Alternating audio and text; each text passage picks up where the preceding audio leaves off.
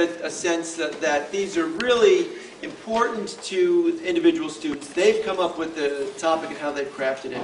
You get a sense of the variety, and now you'll get even more of a sense of the intellectual challenge, because all of us have learned new stuff in the process, and some of us have even encountered what seemed to be incomprehensible stuff that have challenged us to think further and deeper. And Mr. O'Connor will introduce our last presenter for today.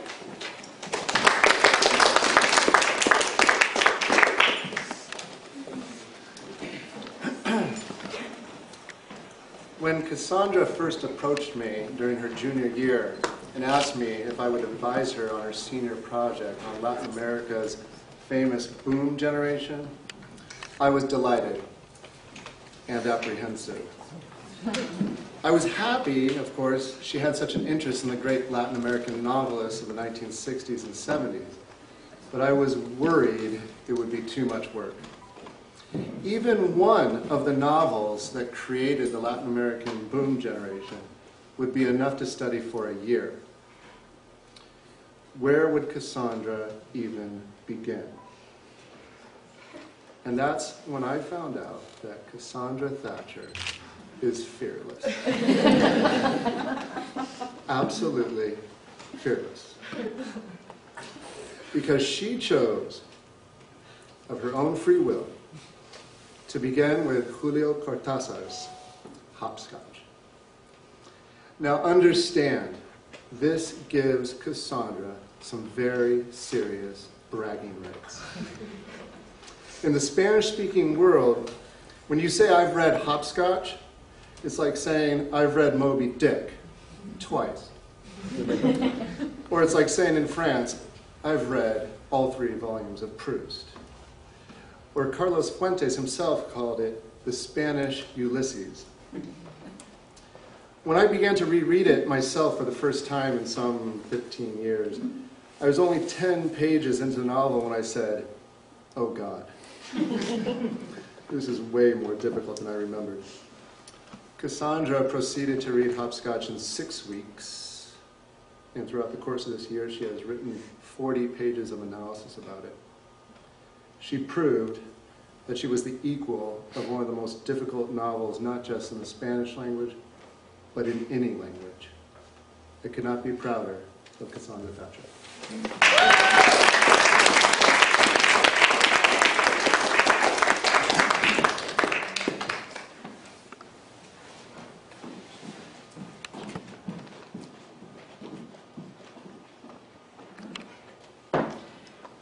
The way I discovered Julio Cortázar seems like fate. I have always had an interest in the Spanish language, and for my senior project I wanted to combine my love for Spanish with my love for writing. I began an arduous search for Latin American novelists whose writing interested me. It was then that I came across the Latin American boom generation, a generation of writers who exploded onto the scene in the 1960s. The 4 major boom writers were Julio Cortázar, Mario Vargas Llosa, Gabriel Garcia Marquez, and Carlos Fuentes, as seen here. Their novels became famous throughout the world, translating into as many as 37 languages. Many of their novels have been considered as some of the best novels in modern literature. Originally, I was interested in reading the best novel of the 4 main novelists in the boom generation. I quickly realized I had bitten off way more than I could chew. To be perfectly honest, I picked Julio Cortázar's Hopscotch based on its cover. It's an olive green cover with a photograph of a beautiful, distraught, sexy woman smoking a cigarette with her eyes closed and her shirt slipping off her shoulder. It was then that fate brought me to my love. Surprisingly, Julio Cortázar was born not in a Spanish-speaking country, but in Brussels on August 26, 1914. His Argentine parents moved around Europe due to World War I until 1919, when they made it back to Argentina. They lived in a lower middle-class suburb of Buenos Aires named Banfield. When they arrived, 5-year-old Julio was foreign to the Spanish language. Throughout his young life, he was made fun of because he spoke Spanish with a French accent, and because he was unusually tall at 6'4". In 1932, he began to teach French literature at the University of Buenos Aires. But 3 years after he published his first piece in 1951, Cortázar stopped teaching and emigrated to Paris because of his opposition to Juan Perón's government in Argentina. He lived the remaining 32 years of his life in Paris. He died of leukemia on February 12, 1984, when he was only 69 years old. Hopscotch has become Cortázar's most famous novel because of its innovation. The title of the book, Hopscotch, is a loose translation of the Spanish title Rayuela.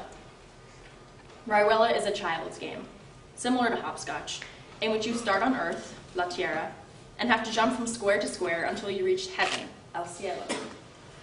The main character, Horacio, is trying to reach his metaphorical cielo, a place of transcendence. Cortázar created his own literary form in which you can read the novel by leaping back and forth between seemingly random chapters. If you choose to read the novel in this way, you start with chapter 73. At the end of chapter 73, under the last word, there is a number in parentheses telling you which chapter to jump to next, as seen here. In this case, it jumps back to chapter 1, then chapter 2, then chapter 116, then chapter 3, then chapter 84, and so on. All this jumping turns the process of reading the novel into a very active and enjoyable game, like the game of Rayuela. This sense of play is all the more surprising because Hopscotch is profoundly depressing. When I say depressing, I mean absolutely miserable. A man, Horacio, who is obsessed with finding his meaning in life, moves to Paris in search of love, and finds it with a beautiful woman named Lucia, whom he nicknames La Maga, which in Spanish means female wizard or magician. La Maga has a dreadful past filled with abusive men and lost dreams. She's a single mother, and her baby, Rocamadour, is terribly sick. Then the baby dies. Then Horacio loses La Maga through his inability to love. She disappears for the rest of the novel, and Horacio searches for her. Then Horacio becomes desperate and his path darkens. He gets drunk with a homeless woman and in a drunken stupor allows the homeless woman to take advantage of him sexually. The police show up and kick them both repeatedly before taking them away in his police van. On the floor of the police van, drunk and covered in vomit, Horacio has a vision of love and beauty. So ends part 1. Cut to part 2. After Horacio's arrest, he moves back to Buenos Aires only to live with an ex-girlfriend whom he does not love. He ends up working at a circus and then in a insane asylum, where he hallucinates and kisses his best friend's wife in, of all places, the insane asylum's morgue, mistaking her for La Maga. He ironically goes insane himself and jumps out the window of his room in the asylum, thinking he is leaping into La Maga's arms. Depressing doesn't even cover it. And yet, despite the misery, Hopscotch is a great love story filled with poetry and comical situations. Horacio and La Maga's love depicts the complexities of relationships. In this first passage, which Joe will read, Horacio is seen depicting one of the only moments where he is fully present in La Maga and his relationship. Many of Cortázar's chapters are short glimpses into their lives. This passage is an entire chapter. It shows the intimacy of their complex relationship through just one simple kiss.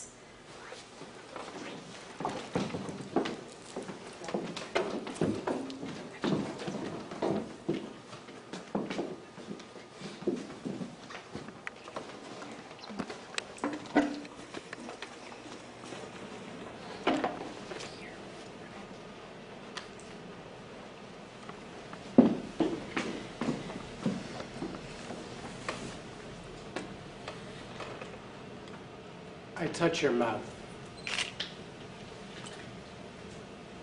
I touch the edge of your mouth with my finger. I'm drawing it as if it were something my hand was sketching. As if for the first time, your mouth opened a little. And all I have to do is close my eyes and erase it and start all over again. Every time I can make the mouth I want appear. The mouth which my hand chooses and sketches on your face, and which by some chance that I do not seek to understand, coincides exactly with your mouth, which smiles beneath the one my hand is sketching on you. you look at me. From close up, you look at me. Closer and closer, and then we play Cyclops. We look closer and closer at one another, and our eyes get larger. They come closer. They merge into one, and the two Cyclopses look at each other, blending as they breathe. Our mouths touch and struggle in gentle warmth, biting each other with their lips, barely holding their tongues on their teeth, playing in corner where a heavy air comes and goes with an old perfume and a silence. Then my hands go to sink into your hair, to cherish slowly the depth of your hand, which we kiss as if our mouths were filled with flowers or with fish, with lively movements and dark fragrances. And if we bite each other, the pain is sweet. And if we smother each other in a brief and terrible sucking in together of our breaths, that momentary death is beautiful. And there is but one saliva and one flavor of ripe fruit. And I feel you tremble against me like a moon on the water.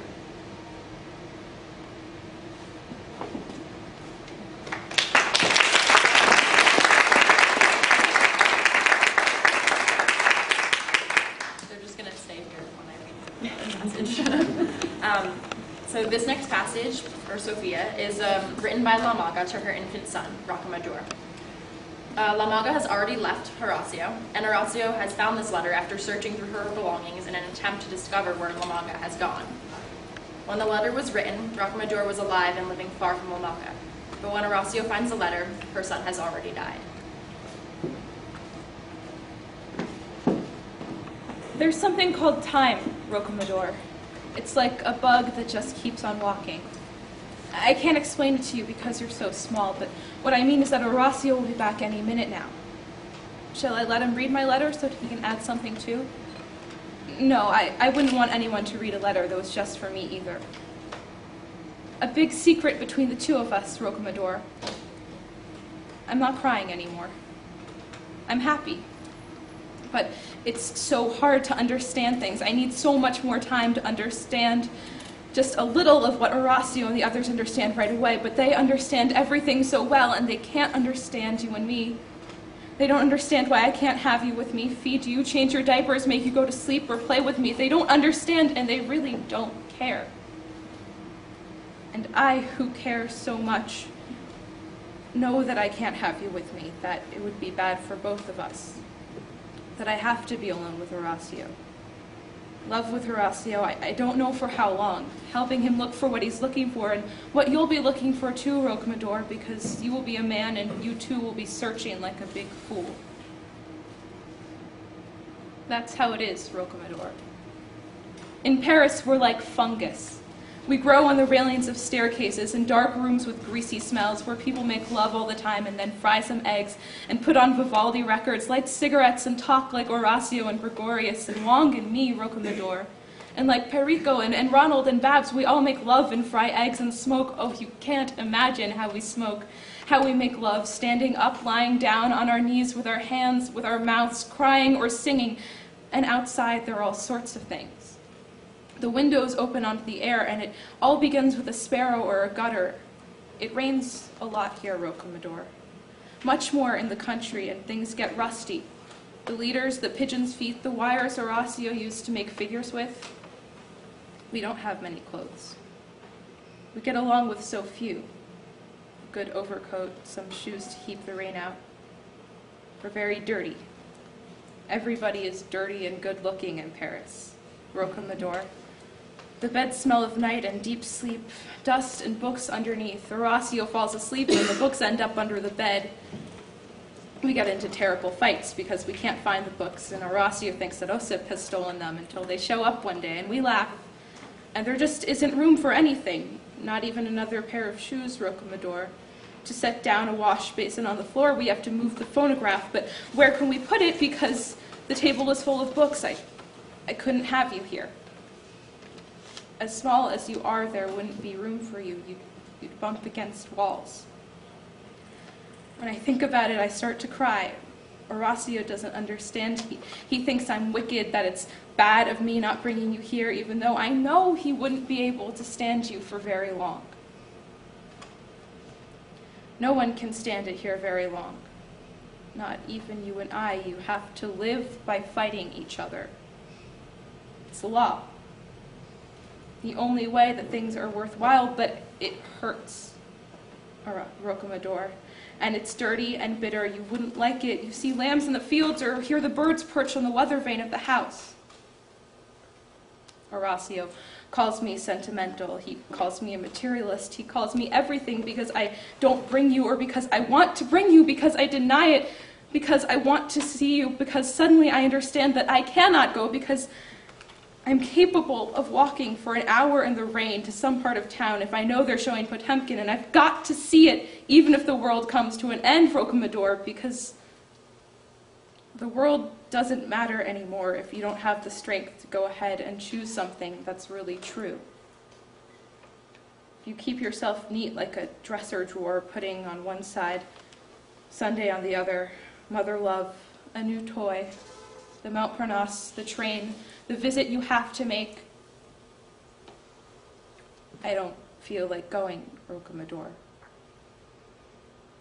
And you know it's all right, and you don't feel bad. Horacio's right. Sometimes I don't care about you at all. And I think you'll thank me for that someday, when you'll be able to understand, when you'll be able to see the best thing was that I'm the way I am. But just the same, I cry, Rocamadour. And I write this letter to you because I don't know, because maybe I'm wrong, because maybe I am wicked or sick or a little stupid, not much, just a little, but that's terrible. It makes me sick to my stomach just thinking about it. I've got my toes curled all the way under, and I'm going to split my shoes if I don't take them off. And I love you so much, Rocamadour. Baby Rocamadour. Little garlic clove. I love you so much, Sugar Nose, Sapling, Toy Pony.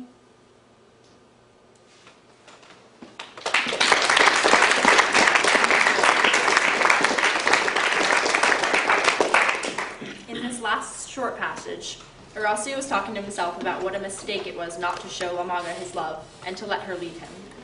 He spites himself for his incapacity to love in the moment, instead looking from the outside and analyzing situations. He is still searching for La Maga, but realizes he will never find her.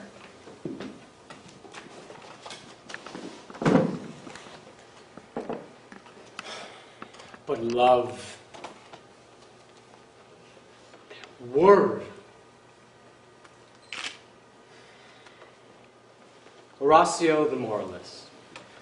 Fearful of passions born without some deep-water reason, disconcerted and surly in the city where love is called by all the names of all the streets, all the buildings, all the flats, all the rooms, all the beds, all the dreams, all the things forgotten or remembered. I'm tormented by your love because I cannot use it as a bridge. Because a bridge can't be supported by just one side. Wright or Le Corbusier will never make a bridge that is supported by just one side. And don't look at me with those bird's eyes. For you, the operation of love is so simple. You'll be cured before me, even if you love me as I do not love you. Of course you'll be cured, because you're living in health. After me, it'll be someone else. You can change things the way you do a blouse. So sad to listen to Horacio the cynic, who wants a passport love, a mountain pass love, a key love, a revolver love, a love that will give him the 1,000 eyes of Argos, ubiquity, the silence out of which music is possible, the root out of which a language can be woven.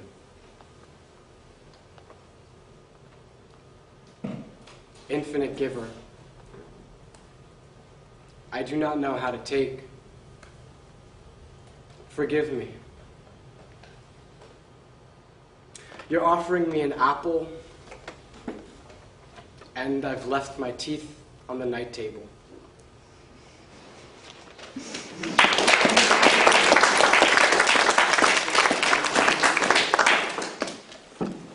Nothing in this story makes it seem like a pleasurable read, and yet it is a highly, highly gratifying read, and that is the beauty of it.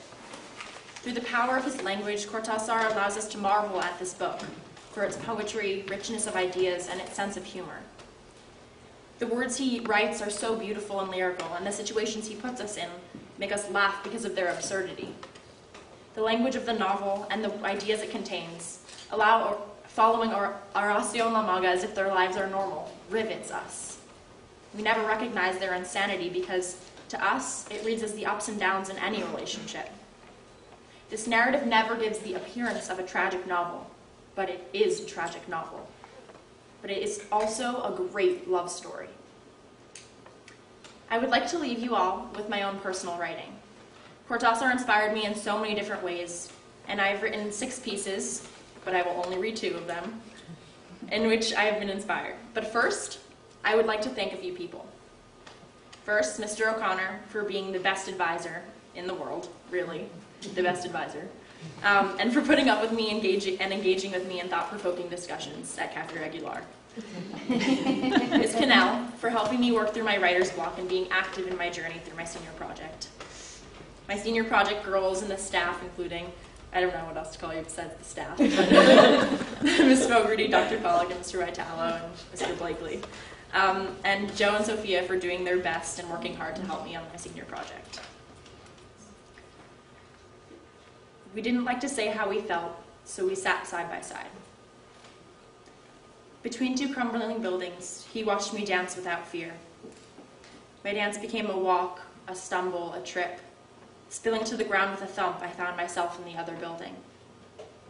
I looked across to see him, to yell to him what I had found. I was surprised, instead, to see someone else, someone I did not recognize. I would find answers here, the answers we once claimed unanswerable. But they were always so close, and I was always too silent. I walked around the decrepit building without thinking of him. I was gone. Imprint. He sat on the dirty, carpeted floor where we had given ourselves to each other for the first time. Lost in thought, his eyes traveled across the woven pattern that encircled him, the colors morphing as they grew closer to where he sat. It wasn't a secret, what we wanted to say. Instead of talking, I put on Simon & Garfunkel record and sprawled out on my bed, pretending they were singing to me. He hummed along to the parts he didn't know, but I sang the whole way through. Art led us to the words, and Paul helped us communicate the way we had imagined. I had tried to say it once before, but words were insufficient, not enough. Understood only by how we say it, not by what it means. He got up from the floor, his imprint leaving a faint mark to stay with me, so that I could sit there and we could still be. He smiled and said nothing. That smile took me back to dry kisses and wet tears, to when we would lay in the bed for hours listening to our favorite records because no one else would. When we loved each other with all our power and hated each other with all of our strength. Our singing and laughter would morph into one voice, and we were no longer 2 scrawny teenagers, but one giant, searching for love and life and happiness. He just stood there smiling, and I knew his smile wasn't one of love or life or happiness. Side 2 ended, and he left. The imprint still lingered, but we were lost. Thank you.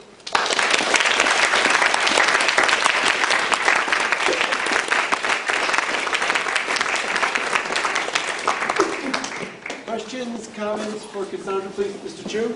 Just wondering, considering that Cortázar was born in Belgium and that he spoke French and he taught French literature, how much of, is his literature more French influenced than the other Blue Generation writers? Is that part of his identity in terms of language or style or theme? I would say he mostly stayed true, as far as I've seen, to the Latin American style, but he definitely was inspired by like the love that surrounds Paris, and like that idea definitely comes through in a lot of his later writings. But he still has a lot, like, because I'm in Latin American literature and we've studied so many works, and I've seen so many different correlations to his work, so I've definitely seen it stay. But there are like his more romantic elements have definitely been inspired from Paris. So, I hope that answers your question. Yeah. You might not be able to answer this as accurately as maybe a Spanish teacher, but it's about how good is the translation from Spanish to English or Spanish to one of the 37 languages that it's Yeah. I think the English is probably the best translation. I've actually heard that it's a pretty good translation, and it seems fine to me because there are still extremely complicated sentences within the novel that I don't feel like would have seemed as difficult to understand if they were not translated correctly, but who knows.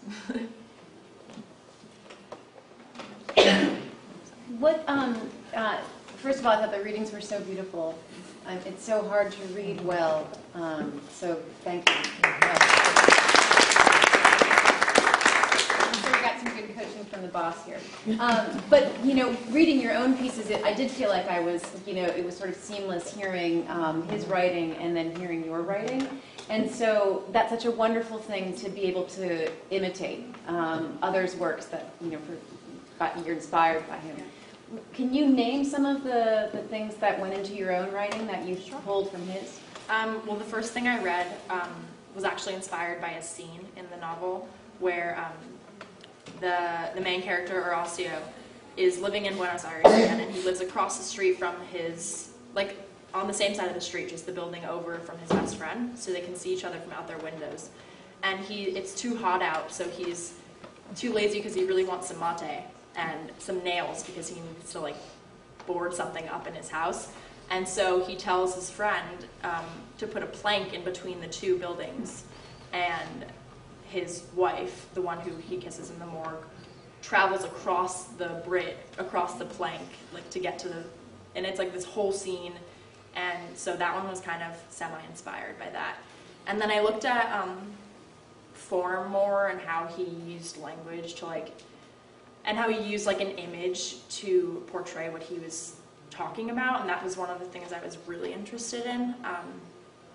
And I just he's really concerned with language, so I tried to incorporate a little bit of that into it. And mostly just reading him, I just kind of got a feel for what he was like, so I felt like if I just channeled Cortázar, I could write like Cortázar. Well, what felt so persuasive to me was the rhythm of writing. I think that it was just so fluid. Yes, Chris? The title and the jumping about structure of the chapters, why is that integral to the book? Because, well, that's a great question. I should have addressed that. I address it in my paper. I do. It's because I mentioned at the end that, at the end of the plot summary, that Horacio jumps out the window to his lover. She's standing on Rayuela, this game, that he has used as a metaphor for his search for transcendence and what he calls his kibbutz. He calls it the kibbutz of desire, where he's basically trying to reach this level of understanding and bliss almost. And so he uses it to talk about that's his way to enter that place is through the heaven of the game. And he goes back a lot to that game in the novel. I'm going to stop right here. So thank you, Kassandra. Thank you, Joe.